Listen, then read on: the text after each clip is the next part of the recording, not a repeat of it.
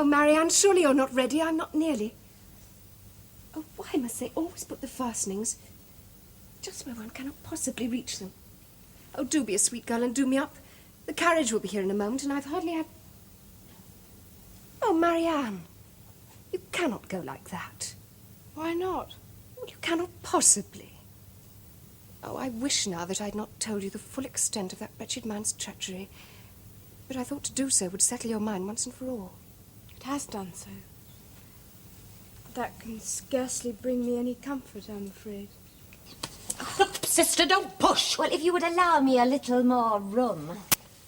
Sister! Steele, Lucy.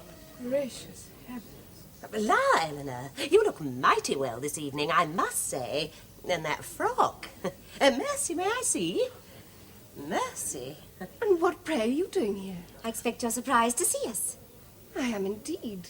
Well, Sir John and your brother have struck up the greatest friendship, it seems, on your account. Which, as you can imagine, is of great fortune to me. At last, it seems, I am to meet his family. Oh, those two and their secrets. Come, Marianne, let us take no notice of them. Oh, how brave you are to wear such plain colours. I would never dare.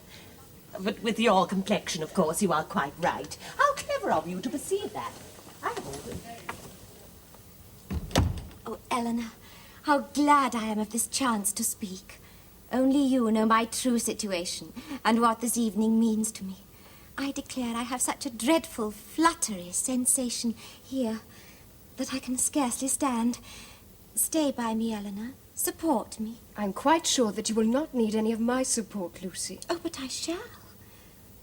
Thank goodness, at least, that he is not coming. Poor fellow. I know how dreadfully it would distress him to see me so agitated. You say Mr. Ferrars is not to be here? Oh, no. Did you not know? He wrote to me specially to say that he would be unable to be in London, which is very civil and thoughtful of him, don't you think? Yes, very. Poor Edward. If you ask me, it means so much to him that I should come well out of this, that he cannot face the ordeal. Men are so squeamish in these matters, are they not?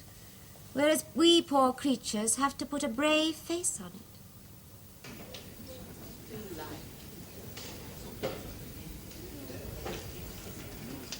Are you quite comfortable, ma'am? Perfectly, thank you. Is there anybody else you would care to meet, ma'am? No, thank you.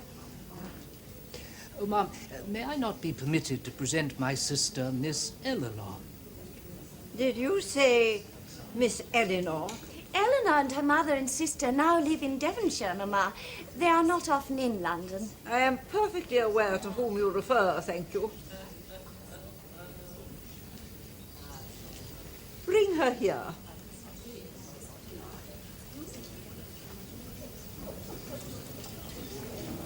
My sister Elinor, ma'am? She's at present staying with friends in Berkeley Street. Indeed. How do you do, Mrs. Ferrars? The upper end Is that so? is overlooking the park. Oh, Brother John, one may just see the trees from the servant's bedroom, I believe. Anyway, it is a most delightful house. Indeed. Who is that girl, pray? Oh, that, ma'am, that is Miss Lucy Steele. It was at her uncle's house in Plymouth that Edward lodged for several years, if you remember. Indeed. She's also an acquaintance of Lady Middleton's, ma'am. Quite a quietly spoken sort of girl, I understand. Bring her here. You wish to speak to her, ma'am? Certainly, ma'am, of course.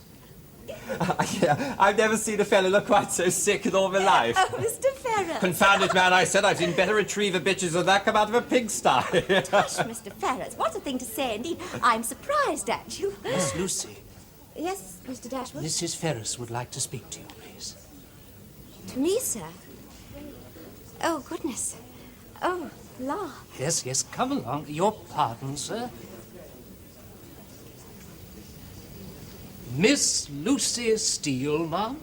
Ah, Miss Steele. Honoured, ma'am. Bring up a chair for Miss Steele. Certainly, ma'am. Oh, thank you, sir.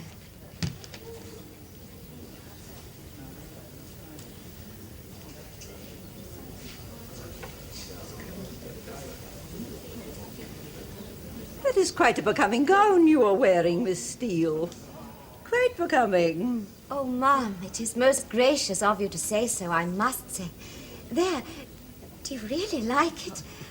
I see you were admiring the fire screen, Colonel. Oh, It is the work of my sister Elinor. She is reckoned to draw tolerably well. Then you, as a man of taste, should be able to judge that better than I. I'm hardly that, I'm afraid. So this is your sister's work, eh? Yes, Elinor, my elder sister. Rather fine, is it not?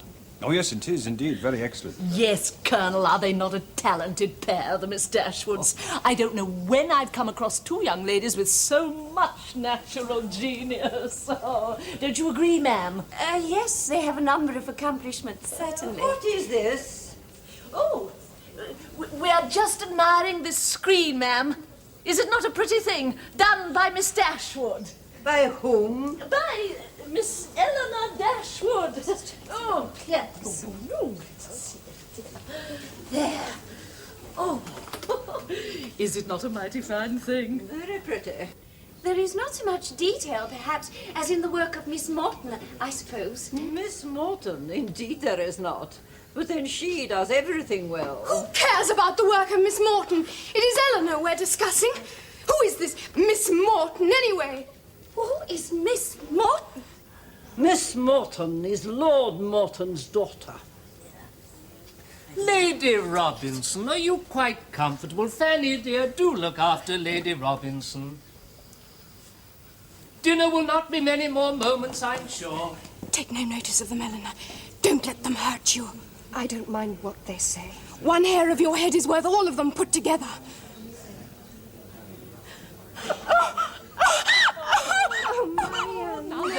There. The poor thing. Oh, we know what is the trouble, do we not? My dear, try this. Dear. Really, your sisters? No, my dearest, but what can I do? Well, make them hurry up with dinner, for heaven's sake.